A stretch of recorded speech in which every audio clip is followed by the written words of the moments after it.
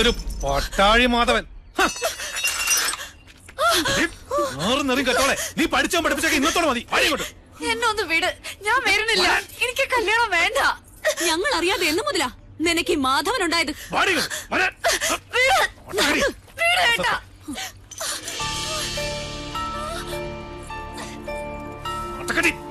ഒരു ആരാധനാമൂർത്തി. അച്ഛാ, ഞാൻ മിണ്ടരുത്. നീ ഏത് നമ്പൂരിയുടെ ഭാര്യയാകണമെന്ന് ഞാൻ തീരുമാനിച്ചിട്ടുണ്ട്. അതല്ലാതെ ഏത് കാമദേവൻ വന്ന് എന്റെ കാൽ കീഴി കിഴിവെച്ച് സാഷ്ടാംഗം പ്രണമിച്ചാലും വിട്ടുകൊടുക്കില്ല കുത്തൻ. ഈ ടീച്ചറിനെ തിരിച്ചു വരില്ല എന്ന് പറഞ്ഞേക്ക്. തടയാൻ ധൈര്യം ഉണ്ടെങ്കിൽ വരാൻ പറ. പട്ടാഴി മാധവനോട്. Hello sir.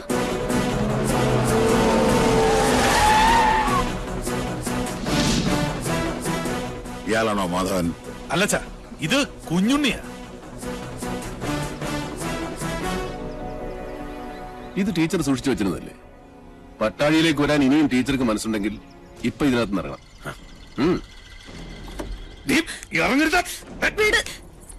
ധൈര്യമായിട്ട് വന്ന് കയറ്. കുഞ്ഞുണ്ണി കൊണ്ടുപോകും ടീച്ചറെ.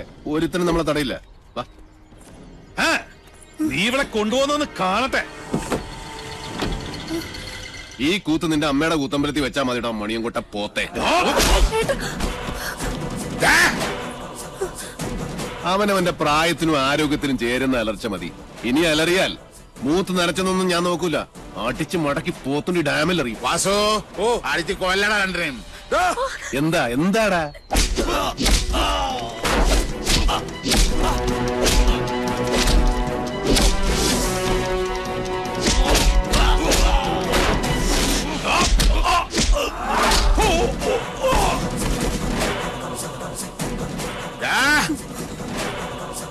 ജനിപ്പിച്ച തന്തയെ മോള് തള്ളി പറയണമെങ്കിൽ ഒന്നുകിൽ അച്ഛൻ അച്ഛനല്ലാതാവണം, അല്ലെങ്കിൽ മോൾ അത്രയ്ക്ക് ദുഷ്ടയാവണം. ഇതിലേതാണെന്നുള്ളത് തെക്കോട്ട് തലവെക്കുന്നതിന് മുമ്പ് കാരണം ഒരു ആലോചിച്ച് തീരുമാനിക്കും. രുദ്രാക്ഷം കഴുത്തിലല്ല, മനസ്സിലാണ് വേണ്ടത്. കേട്ടോ മോണിയങ്കോട്ട് രാവണം. ഒന്നുകിൽ ഇത് ഇവിടെ വെച്ച് അവസാനിപ്പിക്കണം, അല്ലെങ്കിൽ നമുക്ക് ഇവിടെ നിന്ന് തുടങ്ങാം. രണ്ടായാലും എനിക്ക് വിരോധമില്ല.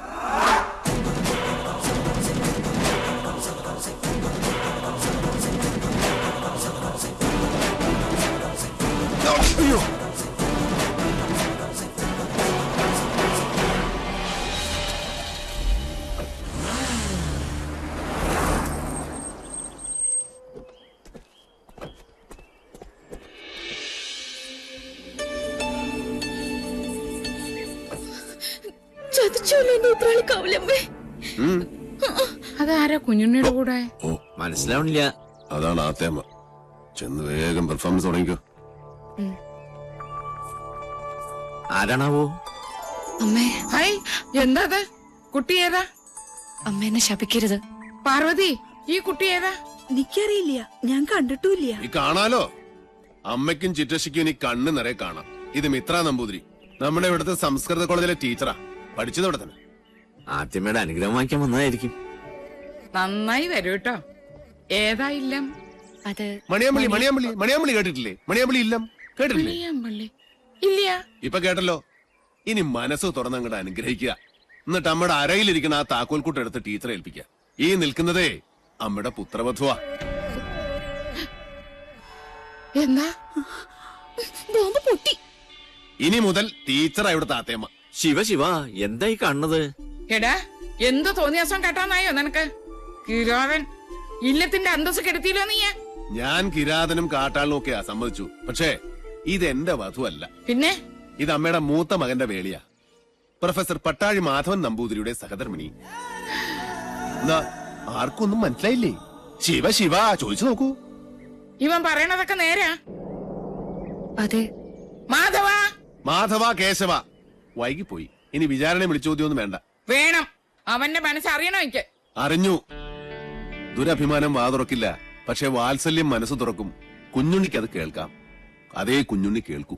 ഈശ്വര, പാർവതി ഒന്ന് കിടക്കണം. അയ്യോ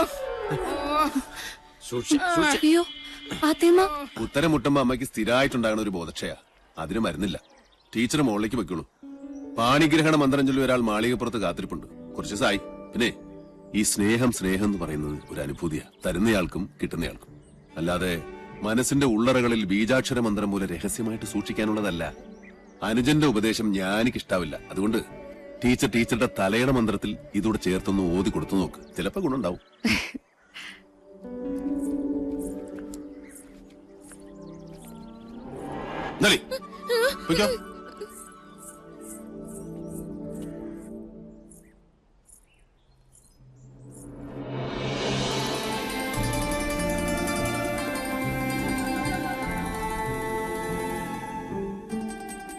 കണ്ടുവല്ലേ, അഗ്നിയാകാനും ഹിമമാകാനും നിമിഷാർത്ഥം പോലും വേണ്ടാത്ത എന്റെ ഉണ്ണിയെ.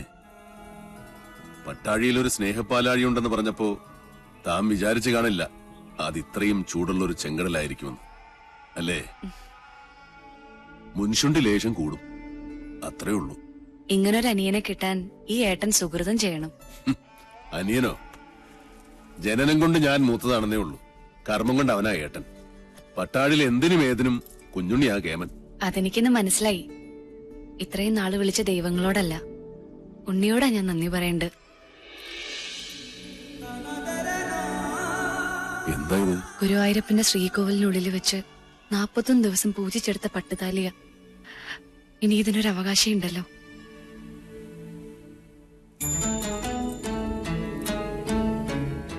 എന്താ ഇയാൾ ഉദ്ദേശിക്കണേ? എന്റെ കഴുത്തിൽ ഈ ചരട് കെട്ടിത്തരണം, ഇപ്പോ, ഈ നിമിഷം. കൊള്ളാം. കൊട്ടും കുരവയും അഗ്നിസാക്ഷിയുമില്ലാതൊരു വേളി നടക്കട്ടെ, അതാവും യോഗം. എന്നാലും 1000 കർഗഹോമങ്ങളുടെ ബലമുണ്ട് എന്റെ ഉണ്ണിയുടെ ആശീർവാദത്തിന്. അത് മതി, എനിക്കത് മതി.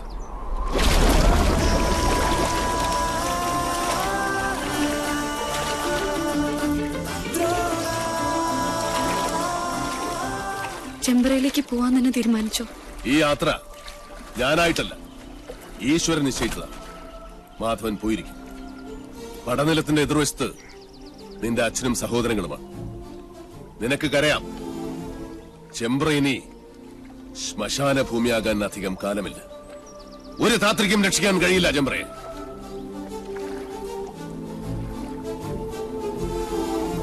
പോസ്റ്റ്മോർട്ടം റിപ്പോർട്ട് കിട്ടി. കുളത്തിൽ കിടന്ന് ശ്വാസം മുട്ടി മരിച്ചെന്നാണ് റിപ്പോർട്ട്. നെല്ലൂർ മന വിൽക്കാനൊരു നീക്കമുണ്ടെന്നറിഞ്ഞു. മന പൊളിച്ചു മാറ്റാനേ പ്ലാൻ. ഒരു ഗ്രഹം ഭൂമിക്ക് മുകളിൽ നിൽക്കണോ വേണ്ടോ എന്ന് തീരുമാനിക്കുന്നത് മനുഷ്യനല്ല, അതിന്റെ കണക്കും ഈശ്വരന്റെ കയ്യിലാണ്.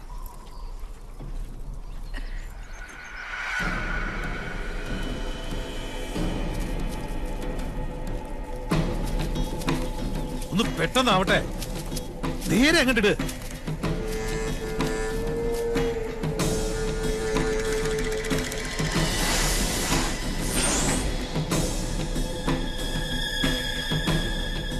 ആ പടവ് വരെ അങ്ങോട്ടിട്ട്. ആ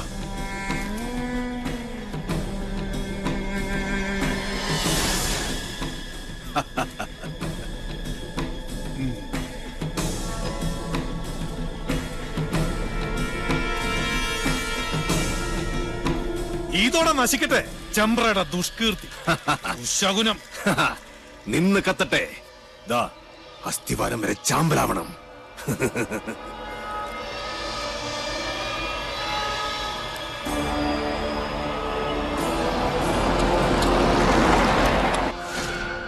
ഒരു തരത്തിൽ പറഞ്ഞാൽ ഇതും ഒരു ബ്രഹ്മഹത്യയാണ്. എല്ലാവരും മനസ്സിൽ അഷ്ടാക്ഷരി അങ്ങനെ ജപിച്ചോളുക.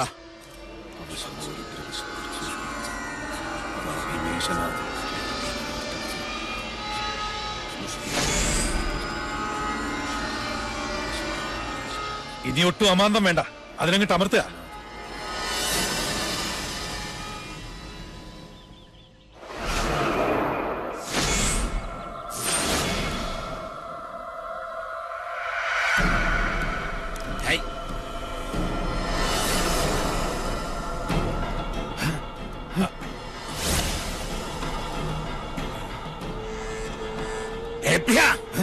എന്താ ഇത് പൊട്ടാത്തെ? എന്താ എന്ത് പറ്റി നോക്കട്ടെ.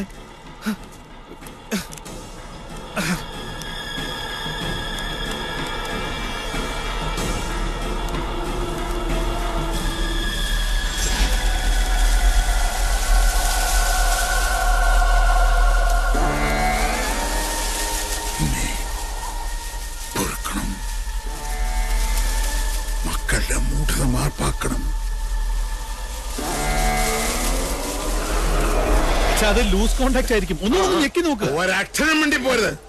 മണ്ട ഗണേശൻ, കണ്ണു തുറന്ന് നോക്ക്. അന്തരീക്ഷത്തിന്റെ മട്ടും ഭാവവും മാറുന്ന കാണുന്നില്ലേ? എന്തോ വരാൻ പോകുന്നെന്ന് എന്റെ മനസ്സ് പറയുന്നു. ശപസൂര്യ ശോഭയിൽ തെളിയുന്ന ദ്രോണ, നക്ഷത്ര കോടികൾ കഥിപനാം ദ്രോണ, ഉദയത്തിലോംകാര ശംഖമാം ദ്രോണ, ശരമാരിയാൽ ശിവനെ അർച്ചിച്ച ദ്രോണ.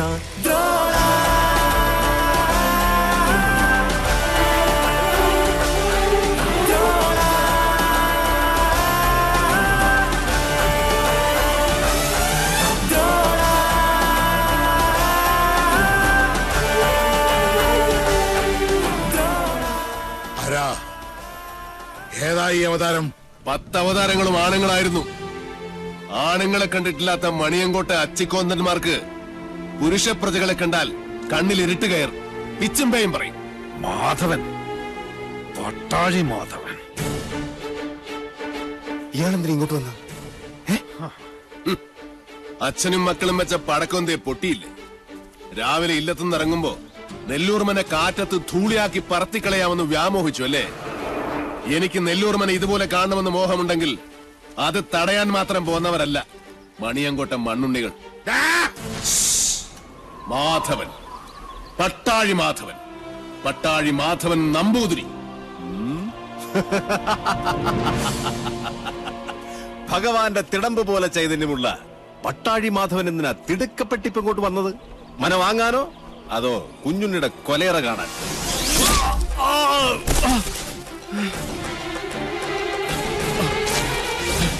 5 പ്രാണനും അലറിക്കരഞ്ഞപേക്ഷിച്ചാലും ഈ ദയന് ഞാൻ ആവർത്തിക്കില്ല.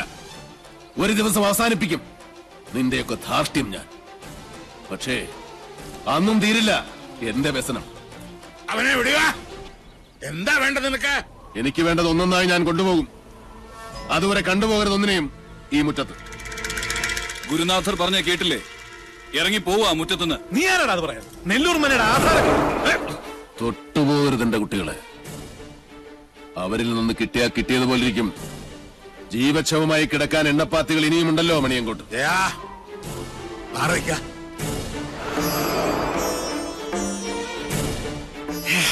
ആധാരം കാണണോ?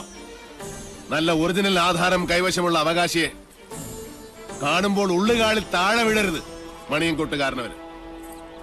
ഷാരടി മാമേ, ഒന്ന് കാട്ടിക്കൊടുക്ക്.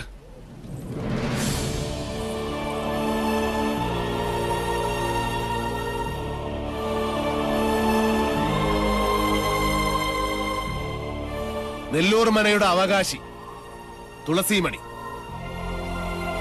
മനസ്സിലായില്ലേ? നെല്ലൂർ ഹരിനാരായണന്റെ ഒരേ ഒരു മകൾ.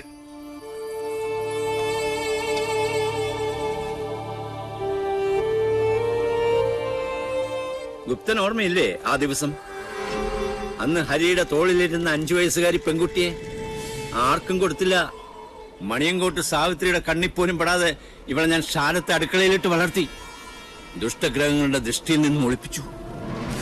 സൂക്ഷിച്ചു നോക്കി മുഖത്തേക്ക്. ഇത് ഹരിനാരായണന്റെ മകളല്ലെന്ന് പറയാൻ പറ്റുമോ ക്രമൂപ്പീന്? പറ്റില്ല.